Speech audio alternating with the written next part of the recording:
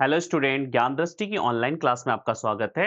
आज का जो ये सेशन है इसमें हम लोग इलेक्ट्रिक चार्ज और फील्ड के कुछ टॉपिक डिस्कस करेंगे, क्योंकि कल का जो आपने लेक्चर लिया था उसमें हम लोगों ने इलेक्ट्रिक चार्ज की प्रॉपर्टी, इलेक्ट्रिक चार्ज के टाइप्स, इलेक्ट्रिक चार्ज का इंडक्शन एंड कंडक्शन से चार्जिंग, ठीक है ना, और कूलॉम्स लॉ को डिस्कस किया था, ठीक है।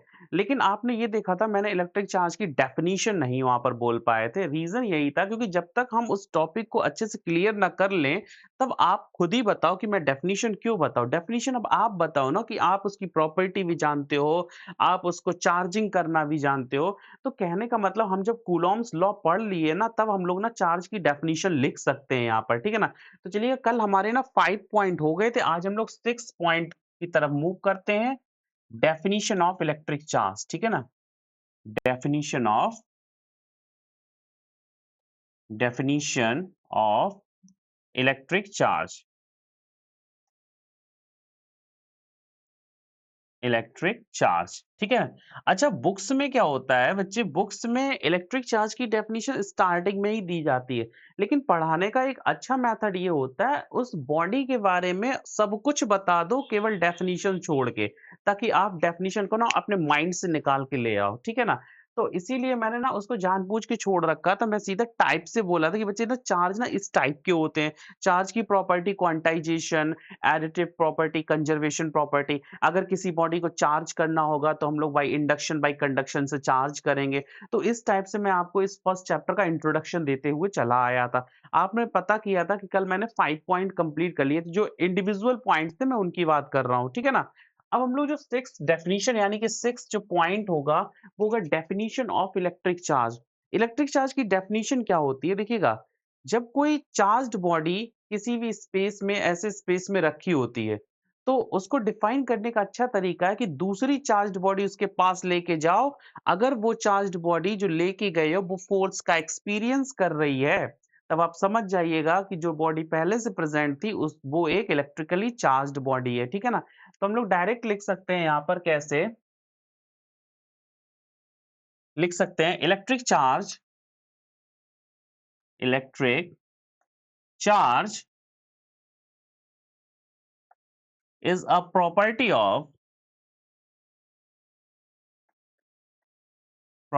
Of a body due to which due to which another charged body another charged body experiences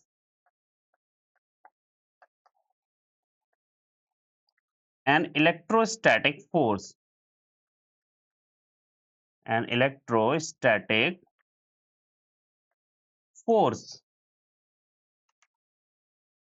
ठीक है ना।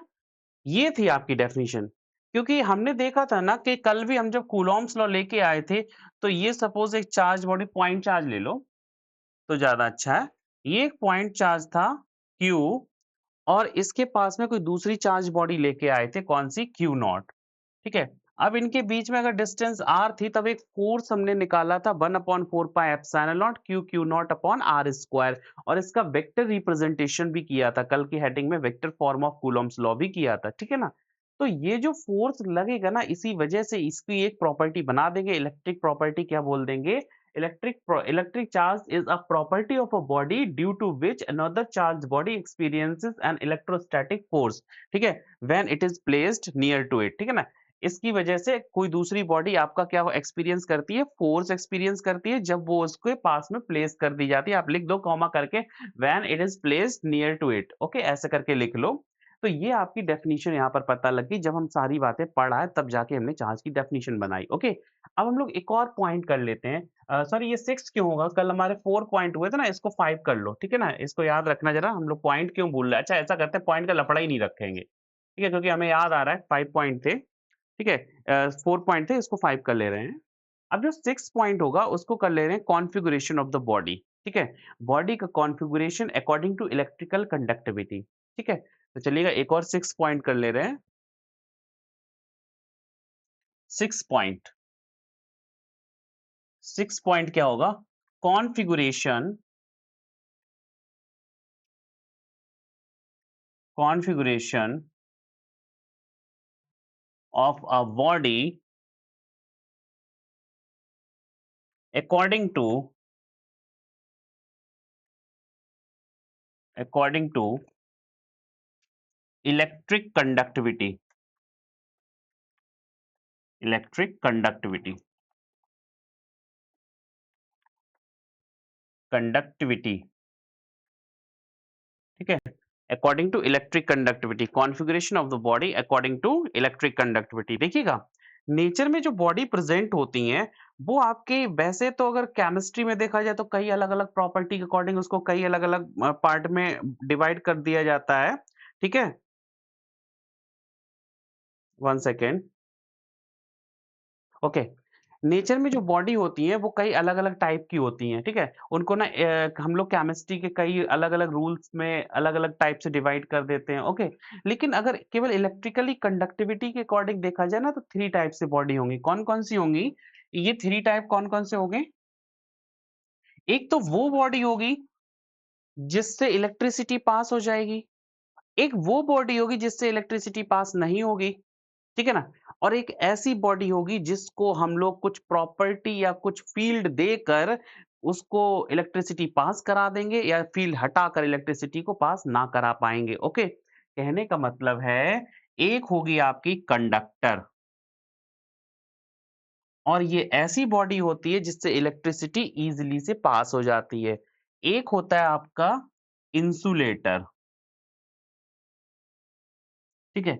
ये ऐसी बॉडी होती है जिससे आप इलेक्ट्रिसिटी को पास नहीं करा सकते हो। एक और होगी जो इन दोनों की इंटरमीडिएट प्रॉपर्टी को रखे होगा, वो क्या होगा? सेमीकंडक्टर,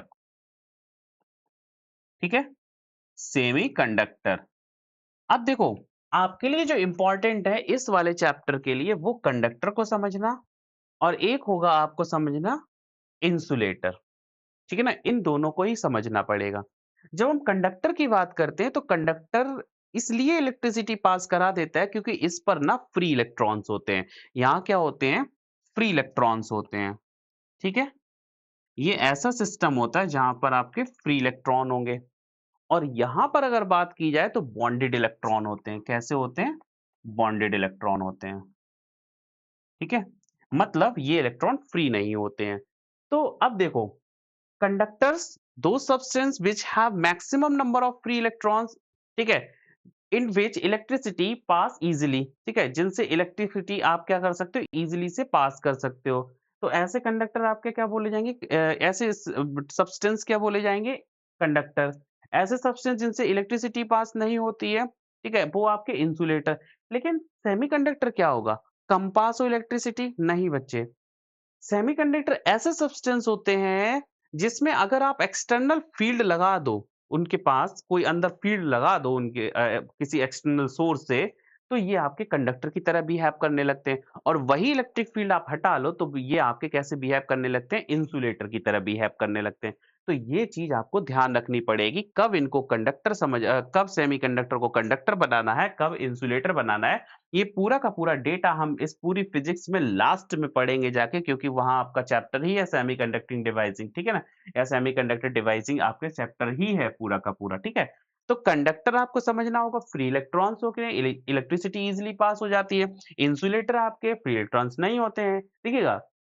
कंडक्टर की अगर एक और प्रॉपर्टी देखी जाए तो एक प्रॉपर्टी ये भी होती है कि इनकी थर्मल कंडक्टिविटी अभी हाई होती है।